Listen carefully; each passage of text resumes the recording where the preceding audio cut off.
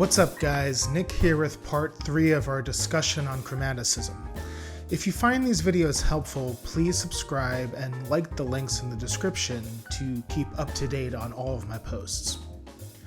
In our first video, we discussed fabricating leading tones to create minor tension and release among diatonic chord tones. It just so happens that we can build chords off of these leading tones, and these chords become what we call secondary and substitute dominants. Let's look at our 5 chord in C, G, B, D, F. Our third tone, B, is our leading tone to C, our way of coming back to tonic. Our 7th tone, F, is pulling us down to the 3 of the 1 chord, E. So let's use this same philosophy with our fabricated leading tones. Let's start with C sharp leading to D.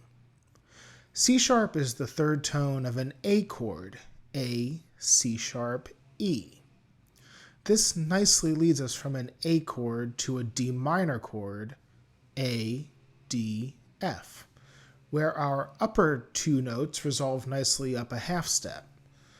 And if we add the flat 7 to this chord, making it a dominant, we have an A7 chord, the 5 chord of D, or D minor in our case.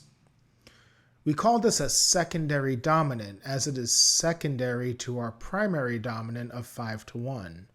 We would call this secondary dominant the 5 of 2. Let's do the same thing on the D sharp. D sharp is the 3rd tone of a B chord, leading us to E minor. B7 is therefore a secondary dominant, the 5 of 3. Now E is an interesting one. There's nothing non-diatonic about this note, and if we look at it as the 3rd of the C chord is definitely diatonic. It's the tonic of C major.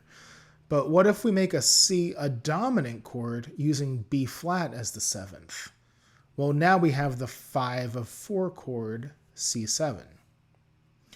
And you guessed correctly, we can have D7, the 5 of 5, and E7, the 5 of 6. All we do is have that leading tone and build a triad off of it, placing it as the 3rd of the chord. So what is a substitute dominant? Well, if you look at the 3 and 7 of a dominant chord, it creates the interval of a tritone, both notes equidistant from each other in both directions. So what if the 3 and 7 of one chord can be flipped to the 7 and 3 of another chord? For instance, let's take our A7 chord leading to D minor.